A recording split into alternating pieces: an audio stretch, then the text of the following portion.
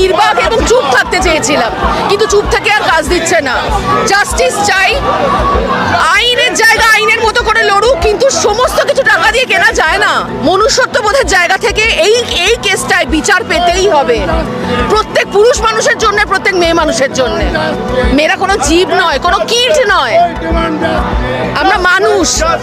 এবং শুধু তিলোত্তমার লড়াই নয়, এটা এখন মনুষ্যত্ববোধের লড়াই।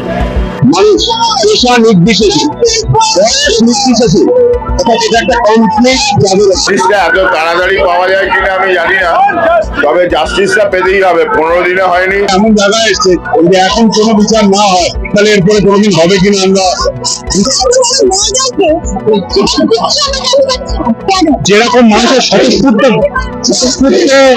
প্রতিবাদ শুরু হয়েছে, এ বিচার হবেই। বিশাল বড় সেলিব্রিটি সবসময় নিয়ে ঘুরে বেড়াবো।